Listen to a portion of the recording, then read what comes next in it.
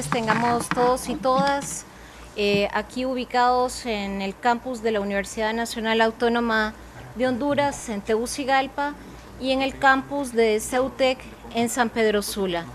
Obviamente agradecemos desde ya la participación de ambas universidades en este esfuerzo de la tarde por discutir el contexto nacional y las condiciones generales para establecer un pacto fiscal en el marco de un acuerdo económico social. La dinámica, vamos un poco atrasados, pero la dinámica de la videoconferencia va a ser bastante sencilla. Vamos a tener intervenciones por parte de dos miembros del equipo del Foro Social de la Deuda Externa, el señor Raf Flores, subcoordinador de FOSDE, y del señor Rodulio Perdomo, que es el encargado de la parte de investigaciones del FOSDE. A partir de estas exposiciones vamos a poder hacer un intercambio de preguntas con las personas que nos acompañan aquí en el campus de la Universidad Nacional, que son a su vez representantes de organizaciones de sociedad civil. Vamos a poder escuchar preguntas de ellos y también, obviamente, vamos a poder recibir los aportes, los comentarios de las personas que nos acompañan desde el campus de CEUTEC en San Pedro Sula. Obviamente está de más ponderar el tema de la necesidad de tener un acuerdo fiscal que no se limite a un tema eminentemente fiscal, sino que avance a un acuerdo económico y social. Hemos escuchado en las últimas semanas que reiteradamente desde todas las instituciones del Estado, desde los mismos espacios de sociedad civil, se reitera la necesidad de contar con más presupuesto, entre comillas, para poder hacer una mejor labor y un mejor desempeño institucional. Sin embargo, la discusión que siempre obviamos en este tema es de dónde van a salir esos recursos, cómo tienen que ser utilizados estos recursos, quiénes tienen que proveer estos recursos y obviamente de los equilibrios que debe de haber en todo este tema. Entonces, con este pequeño preámbulo, sin querer retardar más las presentaciones, le daríamos paso al señor Raf Flores. Raf, que también está siendo escuchado a través de nuestros seguidores en Facebook y a través de todas las redes sociales, a través de Justin TV, Pleca FOSDE. Entonces, sin más, Raf Flores, que nos va a hacer un pequeño contexto nacional sobre cómo entender este tema de pacto fiscal y social. Sí, buenas tardes a todos y a todas. Sí, gracias por participar en este conversatorio. Y sin duda alguna el interés de FOSDE es un poco poner a discusión este tema, pero más allá de lo que generalmente se habla, del tema estrictamente fiscal. Porque se ha llegado a extremos incluso en donde dicen, no, solo hablemos de lo fiscal y no miremos los impactos económicos y sociales que tendría los ajustes fiscales, lo cual suena bastante inverosímil, porque sin duda alguna el elemento fiscal apenas es uno de los elementos que tienen que ser considerados si se quiere estar planteando estrategias de cómo enfrentar la problemática del país, que no es una sola, como se pretende a veces solo hablar de unos temas, y se dejan de lado los temas principales, que es el tema de desarrollo económico y social, donde el tema de equidad en todas sus aristas tiene que ser considerado. Entonces, FOSDE lo que pretende sin duda alguna es dar algunos elementos para que realmente de cara al proceso electoral y en las vísperas de un nuevo gobierno, poner estos temas realmente que sean de la agenda nacional, no una agenda particular que solo se saca cuando se considera que hay una crisis fiscal. Realmente el problema del país es que ha ido acumulando una serie de elementos porque estar nada más administrando ni siquiera administrando, sino enfrentando elementos estructurales como si fueran coyunturales. En este sentido, pues, vamos a partir de un poco revisando los antecedentes nuestros en este tema. Estábamos revisando documentación ya que fue producida a principios de este siglo, del 2000, este es del 2003, esto que les voy a dar, que se sacó por parte de FOSDE. ¿Para qué era un pacto fiscal? ¿Es bueno, es malo, se come? ¿Qué es lo que dice la gente común? Pues porque no puede ser nada más para académicos o para gente que está relacionado con estos temas, sino que la población en general sepa de que le afecta el día a día y en su futuro las decisiones que se tomen en el tema fiscal. Entonces, y me acuerdo que en ese momento se puso en figuras así de caricatura, que prácticamente a veces la expresión de estas caricaturas valen por muchas páginas escritas en un libro. Entonces aquí podemos ver lo que generalmente sucede, se ponen a discutir el tema fiscal, esencialmente el presupuesto, los elementos que están interesados, generalmente alguna gente del gobierno, algunos empresarios y algunos, ¿cómo se llama?, gremios, pero la mayoría de la población está ausente, pues no participa en ello. Entonces dice, sentemos y participemos. Y últimamente se siente de que, bueno, vamos a dialogar, dice, todos a dialogar, y se comen comisiones, y los temas no se resuelven. Más bien se van relegando y se van como escondiendo, enredando más, y que se ve difícil el poderlo realmente enfrentar como debe ser. Entonces, y cuando se habla de esto, entonces salen los grupos que se sientan afectados, los maestros, por ejemplo, los obreros, porque también se sienten que pueden ser afectados, principalmente los que están sindicalizados, los empresarios, sin duda alguna, porque dicen que ellos son los que aportan más al tema fiscal y que son los sufridos. También los médicos, porque tienen también sus estatutos y una serie de elementos que los protegen y que de alguna u otra manera se pueden ver afectados o favorecidos con cierto tipo de decisiones. Y los otros que generalmente son el gremio de economistas, que no estamos por hablar del tema, y a veces ahí termina la situación. Pero un poco viendo así muy rápidamente que las relaciones que se dan con el tema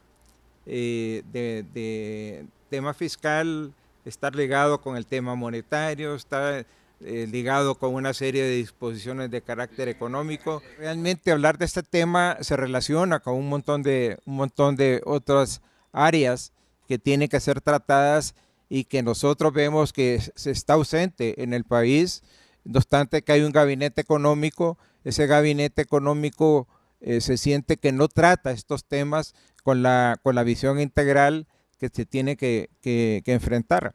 Entonces lo que hay es una institución que a veces generalmente recae más en el Ministerio de Finanzas, en donde empieza a definir una serie de elementos, pero esos elementos tienden, sobre todo en los últimos tiempos, a hablar más de cómo agenciarse más recursos para financiar el gasto presupuestario que crece de manera muy acelerada. Los elementos relacionados, por ejemplo acá tema de política monetaria, donde tiene que ver con una serie de elementos que definen mucho para la actividad económica y en general a la población, el tipo de cambio del empira con respecto a otras monedas, las tasas de interés, el nivel de la liquidez y por lo tanto crédito. Eso define el tono de la actividad económica y establece una serie de parámetros. Tiene que verse realmente el entorno internacional porque no estamos aislados en el mundo. tenemos que interactuar y de hecho el país ha ido suscribiendo una serie de convenios y tratados internacionales, principalmente de comercio y de atracción de inversiones, que están relacionados con estos elementos. Sin duda alguna esto afecta a las finanzas públicas, puede ser en forma positiva, forma negativa, e incide en términos del incremento de precios internos, la inflación, que afecta en general y principalmente a la población de menores ingresos, aunque parezca que eso no es así, y por lo tanto genera una serie de choques que tienen que ser vistos de manera integral, porque si no se convierten en menos paliativos que la vuelta de la esquina, más bien lo que provocan son elementos de mayor envergadura. Generalmente se habla de que la política fiscal tiende a ser expansiva o contractiva, igual sucede con la política monetaria.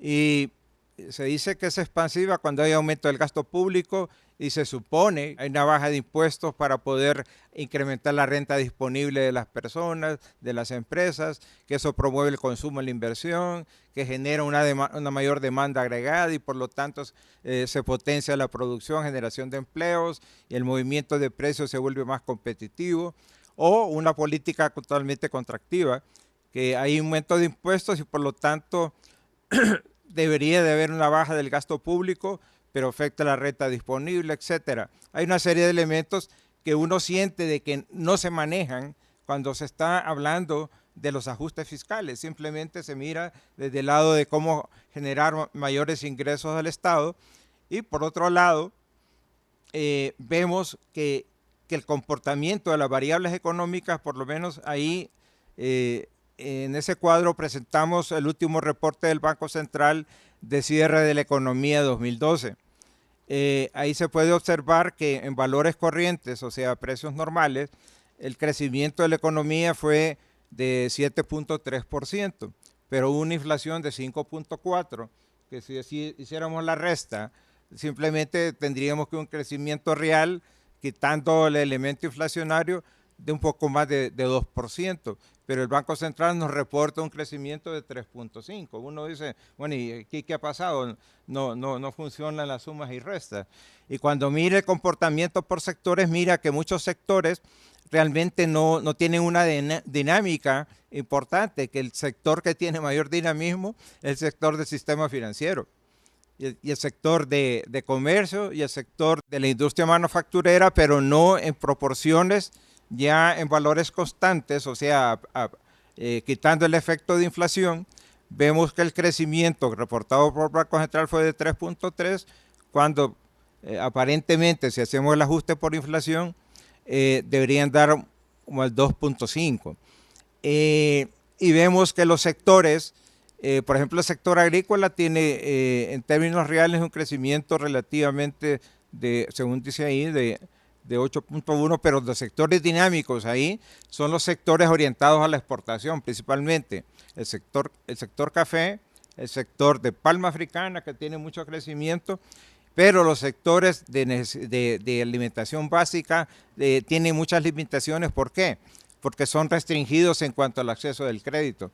De la cartera de crédito total del sistema financiero, más o menos anda alrededor de 5 a 6% la cartera para el sector primario, agrícola, ganadería, etcétera. Y dentro de esos, el sector de alimentos básicos tiene una mínima cantidad de recursos.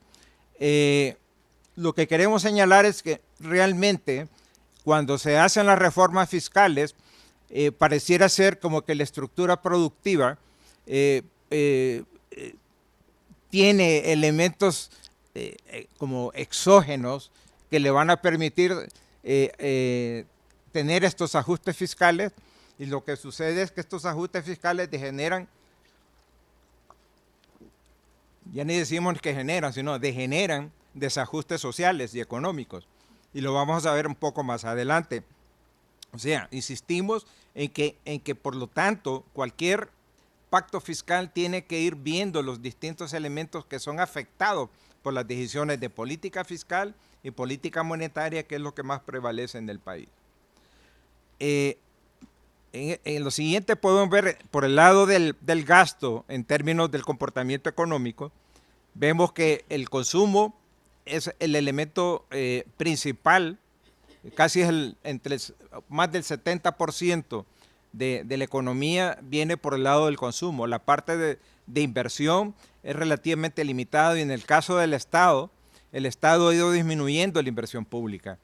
En valores corrientes, el Estado en 2011 y 2012 disminuyó su inversión en casi 18% en valores corrientes, y en valores constantes prácticamente fue negativo en casi 17.5%, lo cual significa que el Estado ha ido dejando de hacer inversiones y la tendencia ha sido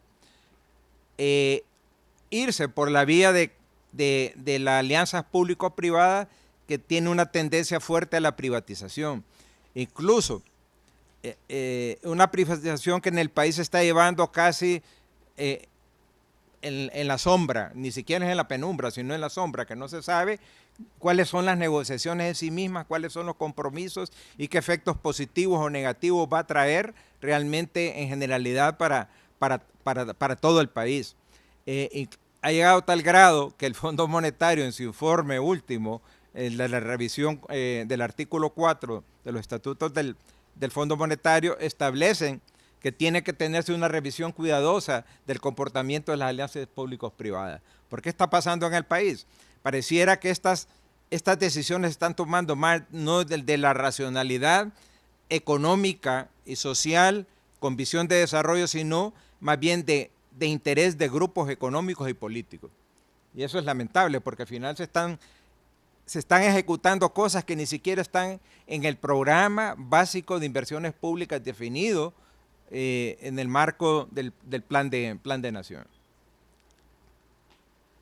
Bueno, los desajustes son de tal manera que en el papel se plantean en el anteproyecto de presupuesto, en el presupuesto que se aprueba del año del caso, y vamos a citar nada más el año pasado, que se hablaba que el cierre del déficit iba a andar alrededor de ¿qué? Se planteaba casi de 3.5, si mal no recuerdo.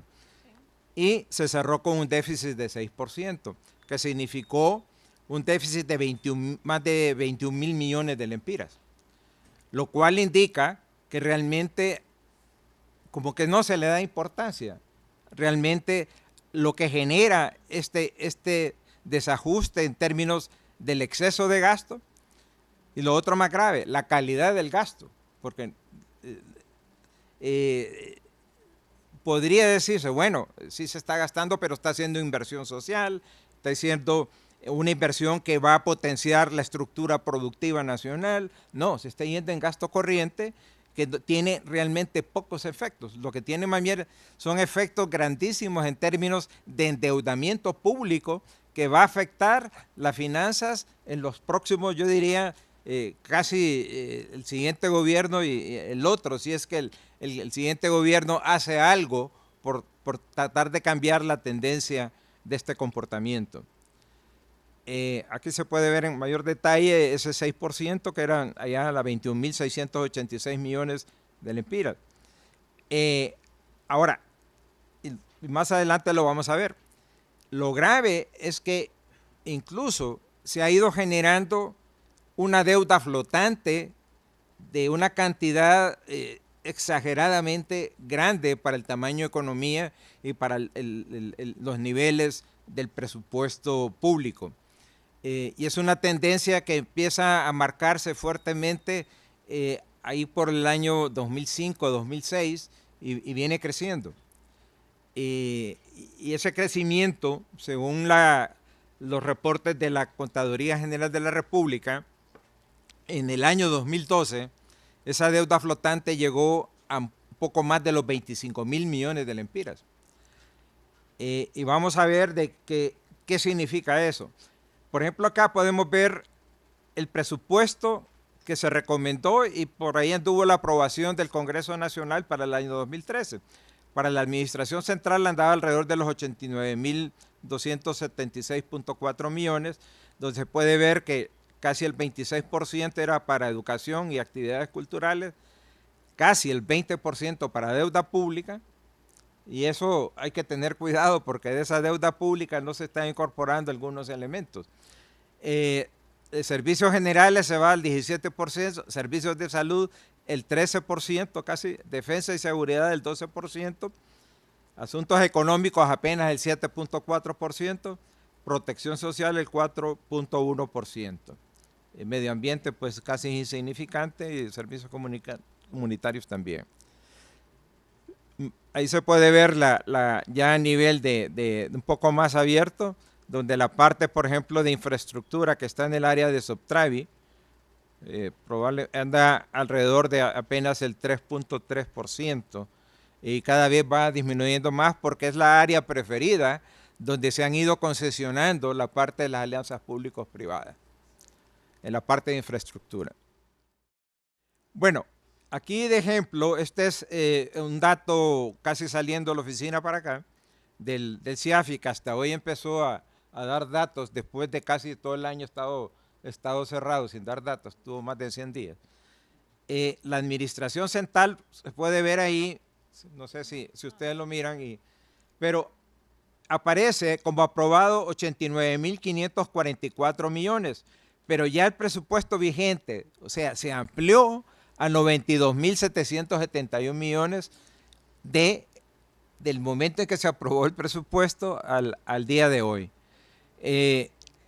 Entonces, lo que nos muestra es ahí un incremento de casi 3.200 millones, un poco más. Suponemos que ahí están los 1.500 millones que el Congreso sacó en la manga para compra de cemento, que no estaba en el presupuesto, y una línea de financiamiento a través de Banadesa, se dice, para locatarios y locatarios de los mercados, que es importante, pero no estaba presupuestado. Entonces aparecen, y esa ha sido la tendencia de una serie de asignaciones con criterio estrictamente político y no con criterios relacionados con el plan de nación o con una estrategia de desarrollo. Bueno, ahí hay cantidad de cifras donde se miran los niveles, las fuentes de financiamiento, etcétera. Bueno, este es el comportamiento que teníamos, se puede ver ahí la recaudación tributaria 2010, 2011, 2012 y lo que iba hasta febrero 2013. Ahí se puede observar que enero tuvo un comportamiento atípico donde la recaudación fue de 4.675.79 millones. ¿Por qué? ¿Por qué fue atípico? Porque hubo un largo periodo de navidades en el gobierno que prácticamente no hubo recolección de impuestos, sino que aparecen reportados en el mes de enero y eso sube la recaudación de enero. Pero puede verse que ya para febrero empieza a tomar el comportamiento más cercano a lo que ha sido y prácticamente se puede ya decir que la recaudación planteada, que anda por los 60, no, 61 creo que anda por, no se va a poder lograr. Incluso escuchábamos el otro día a uno que fue de la comisión interventora de la DEI, Jorge Yesca, decía de que allá hay un desfase de 1.000 millones en relación a lo que debería de haberse recaudado a las alturas en que él estaba dando sus comentarios. ¿Qué significa esto? Que entonces puede haber un problema porque venimos arrastrando una deuda flotante que no se ha podido siquiera enfrentar. ¿Qué es esa deuda flotante principalmente? Ahí incluye los pagos de contratistas, principalmente de carreteras, está los proveedores del sistema de salud, en su gran mayoría, y que no hay recursos para poder enfrentar esa situación. Entonces la pregunta, ¿y cómo se va a hacer para el presupuesto 2013 si lo que se está haciendo es pagando parte de la deuda que teníamos arrastrado y por lo tanto se supone que esos medicamentos o ya se consumieron o ya se vencieron, porque la tendencia es que están por vencerse muchos de ellos, y al final no va a haber disponibilidad para atender el sistema de salud pública? Entonces se está generando un problema fuerte, entonces, y se dice, no, entonces vamos a hacer otra reforma fiscal para poder agenciar y garantizar que vamos a darle recursos a salud, educación, al bono 10.000, etcétera. Entonces, y eso ni siquiera se garantiza. Nosotros nos cansamos de citar un ejemplo. Por ejemplo, al Fondo Vial, según la ley del Fondo Vial, dice que al Fondo Vial se le tienen que asignar el 40% de los impuestos generados por combustible. Y si eso fuera así, el presupuesto que se espera recaudar de ingresos por impuesto al combustible ya anda casi llegando a los 7.000 millones de lempiras. Pero a Subtravi solo le dieron alrededor de 900 millones en el presupuesto. Significa que le dieron una cantidad mucho menos del 10%. Lo cual, sin duda alguna, una entidad, bueno, tiene problemas y ha tenido problemas de carácter de uso político de las instituciones, pero es una institución que tiene una responsabilidad en el mantenimiento de la red vial, que está prácticamente destruida. Incluso, el otro día había unas declaraciones de alguien de la DEI donde decía que la recaudación en aduanas, de las aduanas relacionadas con Occidente, con el tráfico de mercadería en la zona de Occidente, había disminuido por el mal estado de la carretera. Significa que hay un desvío de tránsito de mercaderías a los puertos, probablemente de Guatemala, que no están llegando a Puerto Cortés. Pero Coalianza acaba de adjudicar la terminal ¿cómo se llama?, de contenedores de Puerto Cortés, y se declaró fallida la terminal de granel, pero van a volverla a licitar. Y la pregunta, estamos licitando a Puerto Cortés, pero no estamos garantizando la conectividad de Puerto Cortés con el resto de la economía nacional ni con las economías vecinas. Entonces, se nota que no hay una planificación ni una estrategia integral. Ahora, la tendencia de las reformas ha estado, y se mira ahí, y tenemos un círculo que entre el año 2009 y el 2012, después de que hubo una tendencia histórica ahí, que pueden ver la del 91, donde los impuestos indirectos significaban casi el 75% de la recaudación tributaria, habían llegado a bajar en cierto momento bueno, no ha bajado mucho, pero creo que el 67% fue el menos en el año 2009. Pero ahorita, en el año 2012, llegó a representar ya el 70% otra vez. O sea que la regresividad se está empeorando con las reformas fiscales. ¿Qué significa eso? De que el impacto lo está sufriendo todos los de la población, y más grave aquellas personas de menores ingresos. ¿Y qué pasa? La pobreza ha ido profundizándose. O sea, la pregunta es, bueno, y no tenemos los bonos de subsidios, bono tal, bono tal, bono tal, bono tal. Y la pobreza volvió a recrudecerse, y según los datos oficiales del INE, a mayo de 2012, que es la última encuesta de hogares que ha sido publicada, dice que el 71.1% de los hondureños y hondureñas están en condiciones de pobreza.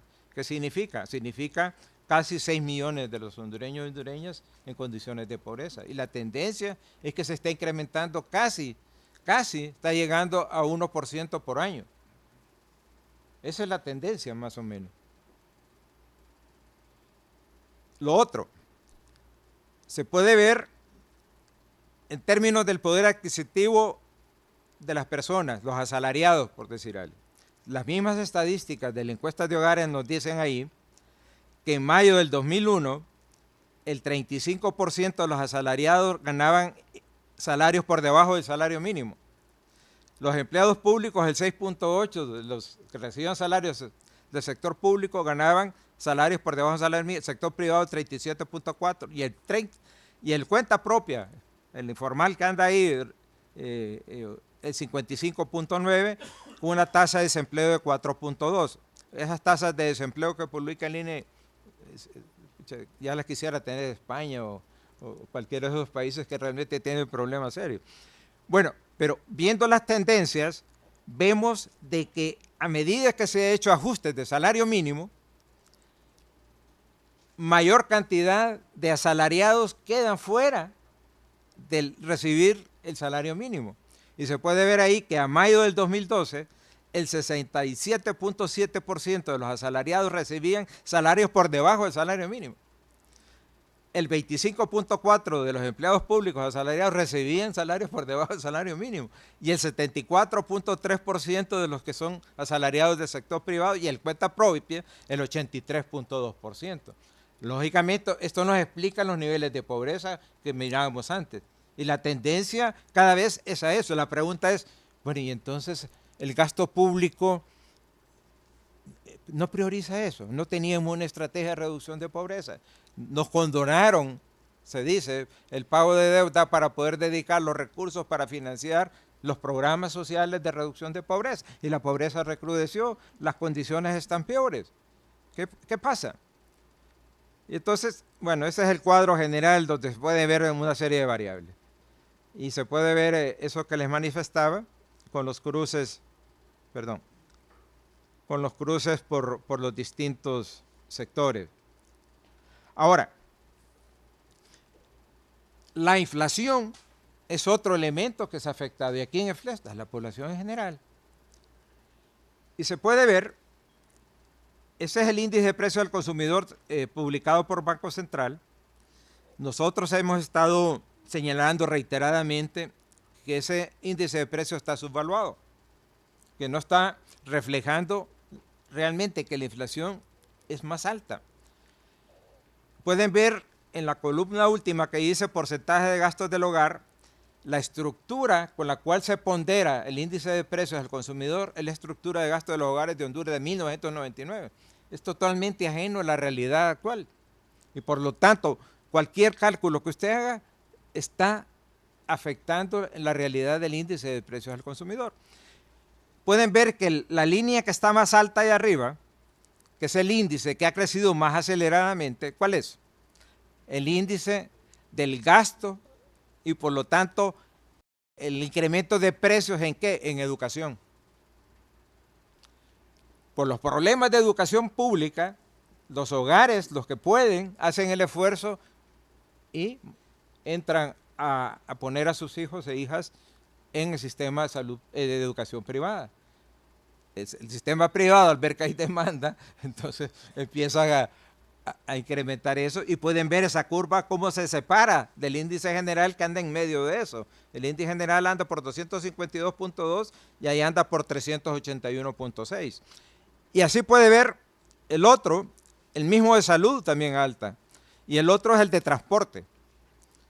O sea, todos esos índices han cambiado totalmente la estructura de gastos de los hogares y lógicamente el índice tendría que ser otro, pero no le dedican recursos para poder hacer una actualización de la encuesta de ingresos y gastos de los hogares. La tendencia actual se puede ver allá, que es el crecimiento durante este año. Lo otro, hay un análisis que se hizo en este tema de exoneraciones, de qué productos quedaban exonerados y por lo tanto iban a ser grabados con el 12% de los productos de canasta básica. Hay un análisis de que al grabar cierta parte de productos, el índice de inflación pudiera llegar a 11.28. Eso fue un análisis del mismo gobierno. Entonces, está complicada la situación. Bueno, lo otro es, ¿a quién afecta más las decisiones de política fiscal? Se puede ver ahí que está la población dividida en deciles, 10% de población. El 10% de la población de menores ingresos, en el año 2004, destinaba el 39% al pago de ingresos de tributos, en el año 2004. En tanto, el decil más rico, solo el 16.9% de su ingreso era destinado al pago de tributos. En el 2008, porque no hay datos, porque ahora para conseguir las bases de datos de encuestas de hogares es como andar buscando un diamante y hay que pagar casi el valor de un diamante para poderlo conseguir. Ahí dice que la incidencia es que el primer decil está pagando el 50.3% de su limitadísimo ingreso, que lo vimos antes, al pago de impuestos, y que son impuestos indirectos. Y el decil 10 prácticamente no se ha movido, ahí estaba en 19 tantos, ahora está en 20. O sea, esa realmente, y se dice, no vamos a gravar las empresas porque ellos son los que están pagando, pero al final lo que hacen las empresas es trasladarle vía precios de bienes y servicios al consumidor y el consumidor termina pagando. Entonces, se sabe, cualquier técnico de esto, trabaja en tema fiscal, que eso va a pasar. Entonces, nosotros hemos llamado eso una política fiscal perversa, porque se sabe que a la vuelta de la esquina el que va a pagar los platos rotos es el consumidor de menores ingresos. Bueno, ahora se habla y se ha estado hablando de un diálogo nacional, que en enero se montaron unas mesas, pero prácticamente lo que se ha estado empujando son el tema de revisar las exoneraciones que estaban dentro de esos temas, y prácticamente y se han sometido un par de reformas que ahorita no se han discutido en el Congreso por lo que está pasando ahorita, que es el bestseller ahorita en la situación nacional. El gobierno, al ver que tiene saturado el mercado de bonos internos, o sea, donde la deuda interna se ha incrementado bastante acelerada, y que es una deuda de muy corto plazo y a tasas de interés cada vez más altas, entonces decidieron probar a nivel internacional a colocar bonos, y se dice que se colocaron como 500 millones de dólares a una tasa del 7,5 a 11 años, etcétera. Nadie ha visto realmente el contrato, pero se habla de eso. Ahora, nosotros hemos hecho nuestras estimaciones y tenemos una disparidad en cuanto a lo que es la deuda pública total con el gobierno. El gobierno, ese dato que está ahí es del Consejo Monetario Centroamericano, que discrepa incluso del dato que da el gobierno en sí mismo. El gobierno habla que el nivel de deuda pública total anda alrededor de un poco menos del 35%. El Consejo Monetario habla ahí del 46,8%. Se habla de una deuda cercana a los 9 millones de dólares, donde la deuda interna anda rayando los 5,000 millones de dólares, y si son 5,000 millones de dólares, estamos hablando casi de los 100,000 millones de lempiras, y no los 60,000 que se está escuchando. Y de deuda externa, casi 4,206, ya está incrementado y los 500 millones de dólares que aparecen como entrada de divisas en Banco Central en su balanza de pago. Ahora, nosotros estamos hablando de una deuda pública agregada total. ¿Qué significa esto?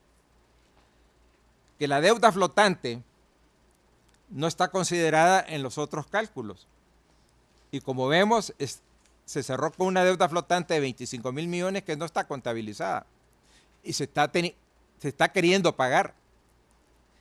Algunas en efectivo, otras con emisiones de bonos a los que son acreedores del Estado.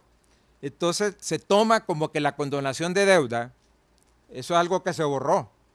Y no es cierto, porque lo que quedó no va al pago de los organismos internacionales que dieron esa condonación.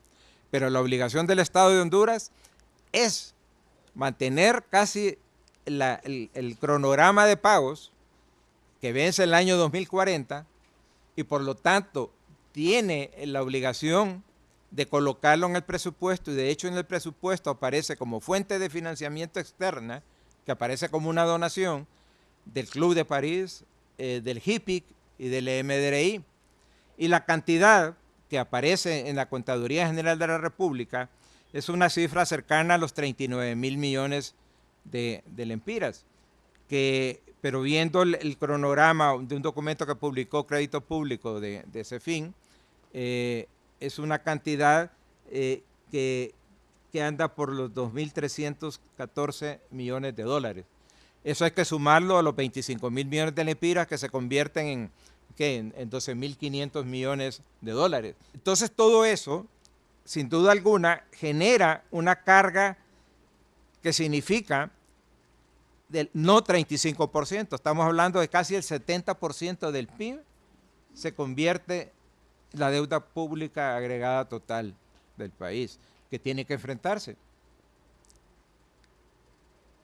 Ahora, en el caso de Honduras,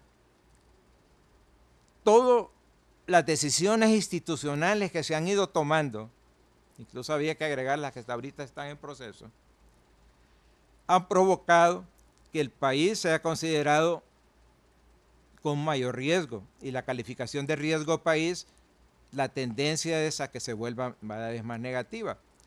Entonces, la calificación que Honduras tenía andaba en este orden, de B. Y cualquier de estos desajustes institucionales que se están haciendo le da mayor cantidad de riesgo, más el hecho de estos niveles de endeudamiento tan altos y con una economía que no está generando la capacidad de poder generar ingresos fiscales para poder enfrentar esta situación actual y a futuro, sin duda alguna se vuelve más riesgoso. Ahora, el tema es que ahorita el Banco Central hace como semana y media, el viernes antepasado, sacó el programa monetario 2013-2014. Nosotros sentimos que es casi igual al programa monetario 2012-2013. Tiene pocas variaciones. Y sentimos nosotros que no está acorde a las tendencias de que se están dando en el país. Están hablando de inflaciones del cierre de este año de probablemente de 6 a 7% o 5%. Ahorita anda por 5.1, creo, la interanual. Y la tendencia es que si se hacen las reformas en cuanto a la canasta básica que va a ser grabada o no grabada, eso va a afectar al proceso inflacionario. También el ajuste del tipo de cambio, eso está generando también elementos inflacionarios internos, más el déficit fiscal. Esto salió ayer del Fondo Monetario Internacional, las expectativas de crecimiento económico para Centroamérica 2013. Pueden ver que Honduras ahí lo colocan 2.5, realmente 1% por abajo de las estimaciones de Banco Central. Bueno, eso como elemento general, para darle paso a compañero Rodulio, que él va a hablar ya del tema de los elementos realmente para este acuerdo económico, social y fiscal. Bueno, agradecemos a Raf por esa panorámica general de la situación económica con su impacto social. Yo creo que nos ha apuntalado diversos temas de cómo los mismos se relacionan con este tema de pacto fiscal. Estamos hablando de monitorear cómo se gasta en el país, de esos desajustes presupuestarios tan fuertes que estamos teniendo en estos primeros meses y que obviamente con la carrera política que va a imprimir este año, la tendencia es a incrementar esta parte. Y es esta panorámica la que hemos querido presentar a manera de introducción para establecer que este pacto fiscal no solamente tiene que ser un tema eminentemente económico, que aquí el impacto social que se haga de este acuerdo fiscal tiene que ver con el trabajo que realizamos todos los sectores de ciudadanía desde cada uno, desde el ámbito en el cual se mueve.